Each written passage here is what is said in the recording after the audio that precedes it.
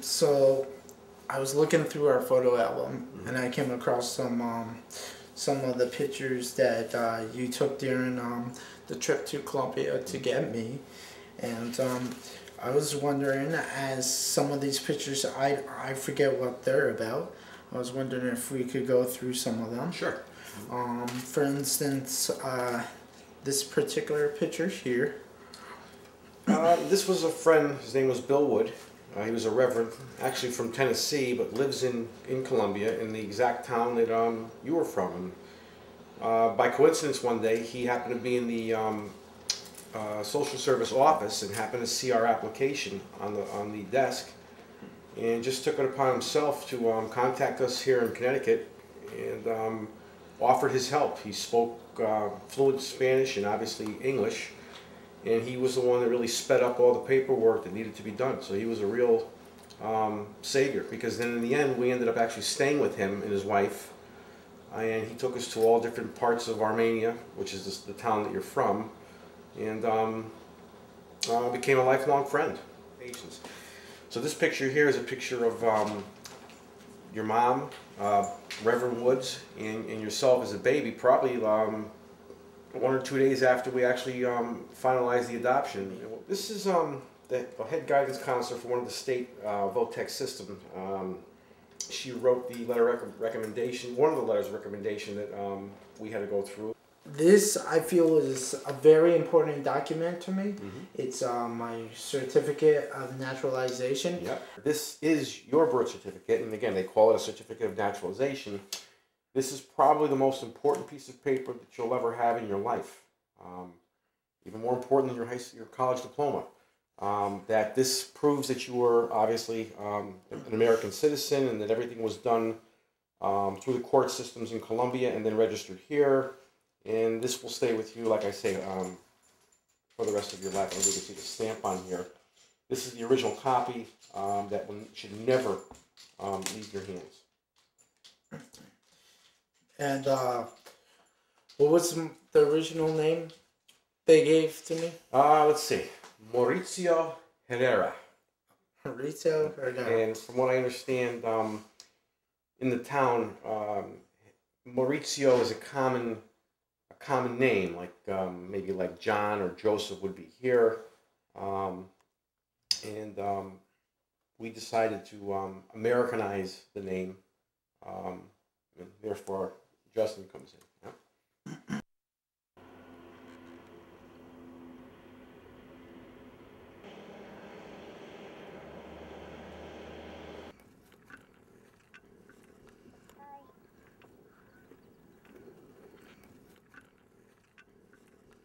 Say hi.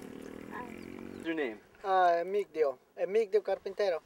Okay, and what do you do? What do you work? What's your job? I work on the farm for almost 17 years. Can you tell us about your son? This is the second one. He born here in America. What was his birthday? 4th of July. He's born on the 4th of July? Yeah, it's 4th of July. So he's American, completely? It's supposed to be, yeah, probably. Who's your uncle? Uncle Pete. Uncle Pete? Yeah. Why are you having little Medio learn English first? In Mexico, you can speak many languages, but just Mexico is not good. You don't have enough opportunities like in America. Tell us about Mexico. Yeah. Tell us about the life in Mexico, kind of. It's hard, Peter. You don't want to know how does the Mexico life. 1 year we sleep in their house, next year we sleep in their house, sometimes we sleep in the street because we don't have no money to. So when I came to American, it's more better. Yeah. When I'm in Mexico, I hear a lot about American. It's good. And you come in American, everything is easy, good life. It's American is you just hear. You don't hear the other countries. I like American. It's good. It's not free like you're supposed to be free, but it's better than Mexico. I mean, I still feel like I just came yesterday. Still I cannot drive. Still I cannot fly. You know, you just gotta be careful. I have a bad life when I saw. So I have a so bad life. I don't want my baby get same way I get it. So I want to get it the best for him. I wish it could be American like you guys. How you doing, guys? Very good, John, very good. Okay. Wednesday, I got back in touch with Liberty Mutual. Some words in Liberty Mutual, the ball got dropped. Claim number? I got everything. I have everything. So we're right on top of it. Wednesday, they will be here. All right, and we're okay with Sienna's Sentra to go ahead and work on that. Just all take it apart. All take it apart. My name's Tom D'Addario, and I am president of Mario D'Addario Buick Incorporated. This is a second-generation dealership. My father started his business in 1968. Times were tough. He took every dollar that he had and invested it into this dealership. In 1969, construction began on the facility that we're in today. And when we moved here in 1970, we had Buick and GMC truck.